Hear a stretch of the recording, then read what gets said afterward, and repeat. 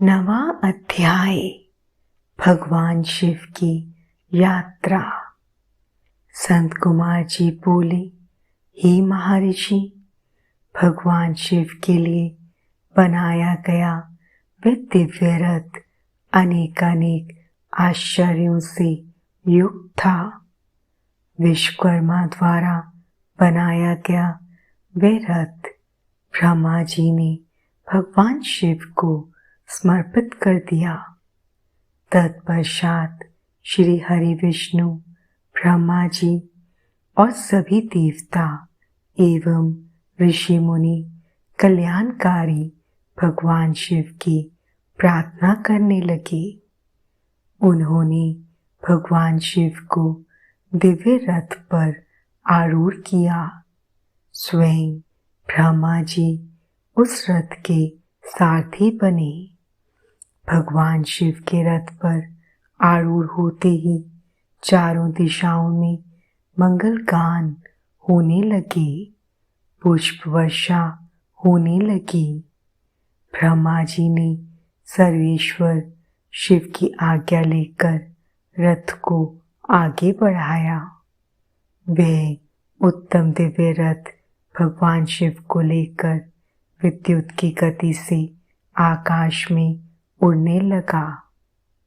जब भगवान शिव का वह दिव्य रथ तेजी से आकाश मार्ग से होता हुआ उन त्रिपुरों की ओर जा रहा था, तो बीच मार्ग में ही कल्याणकारी देवादिदेव भगवान शिव ब्रह्मा जी से बोले, हे विधाता, तारकाक्ष, कमलाक्ष और विद्युन्माली नामक परम बलशाली राक्षसों का वध करने के लिए मुझे उनके समान ही शक्ति चाहिए।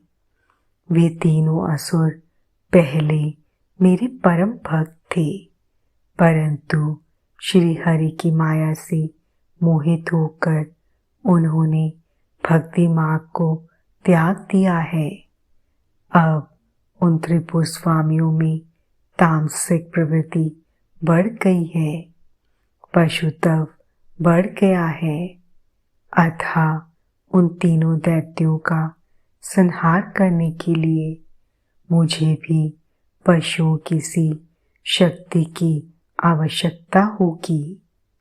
अतः आप सब देवता पशुत्व की वृद्धि करने हेतु पशुओं का आधिपत्य मुझे प्रदान करें, तभी उन असुरों का वध हो पाएगा।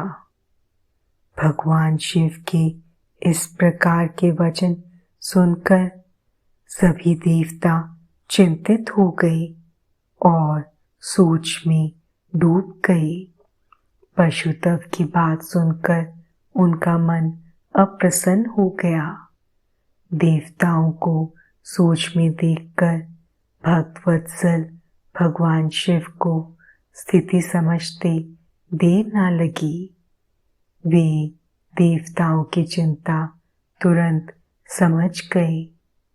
देवताओं से भगवान शिव ने कहा, देवताओं, इस प्रकार दुखी मत हो। मैं तुम्हारे दुख का कारण समझ गया हूँ। तुम लोग ये कदापि मत सोचो कि पशुत्व से तुम्हारा पतन हो जाएगा। मैं तुम्हें पशुत्व से मुक्ति का मार्ग बताता हूँ। हे देवताओं, जो भी पवित्र मन और स्वच्छ निर्मल हृदय एवं उत्तम भक्ति भावना से दिव्य पाशुपत व्रत को पूरा करेंगे, वे सदा सदा के लिए पशुत्व से मुक्त हो जाएंगे। तुम्हारे अतिरिक्त जो मनुष्य भी पाशुपत व्रत का पालन करेंगे, उन्हें भी पशुत्व से मुक्ति मिल जाएगी।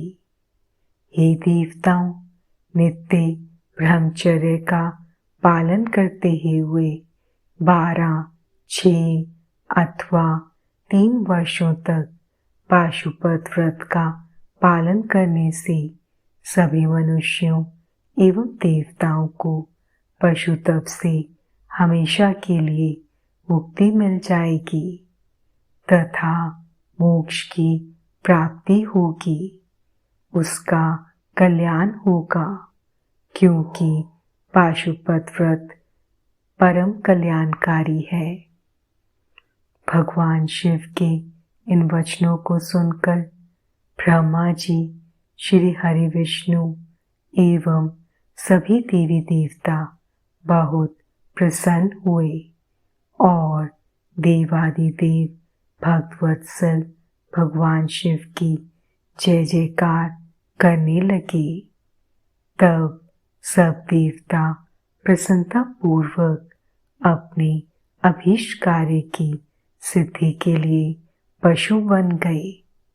तभी से सदाशिव पशुपति नाम से जगत में विख्यात हुए।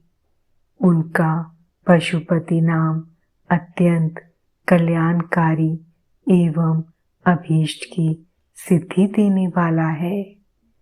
उस समय भगवान शिव के स्वरूप को देखकर सभी देवता एवं ऋषिगण बहुत प्रसन्न हुए। तत्पश्चात भगवान शिव ने अन्य देवताओं के साथ त्रिपुरों की ओर प्रस्थान किया।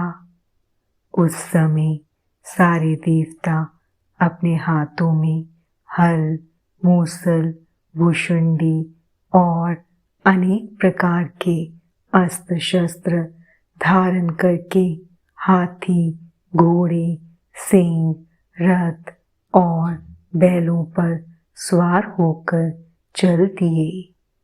भगवान शिव की जय जयकार करते हुए वे आगे बढ़ते जा रहे थे।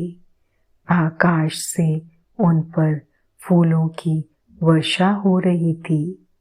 कल्याणकारी भगवान शिव के साथ उनके केश, विगतवास, महाकेश, महाज्वर, सोमवली, स्वर्ण, सोमप, सनक, सोमत्रिक, सूर्यवर्चा, सूर्यप्रश्नक, सूर्याक्ष, सूरीनामा, सुर, सुंदर, प्रस्कंद, कुंदर, चंड, कंपन, अतिकंपन, इंद्र, इंद्रजय, यंता, हिमकर, यताक्ष, पंचाक्ष, सहस्त्राक्ष, महोदर, सतीजहु, शतासई, रंग, कपूरपूतन, द्विशिक, त्रिशिक, अहंकार कारक, अजवक्त्र, अष्टवक्त्र, हयवक्त्र, अर्धवक्त्र आदि महावीर, बलशाली गणाध्यक्ष उनको घेर कर चल रहे थे। इस प्रकार देवादिदेव भगवान शिव शंकर के साथ ब्रह्मा जी, श्री हरि विष्णु, देवराज इंद्र सहित अनेकों देवता, ऋषि मुनि, साधु संत भी अपने अपने वाहनों पर आरूढ़ होकर त्रिपुरों के स्वामियों व त्रिपुरों का संहार देखने हेतु उनके साथ साथ चल दिए।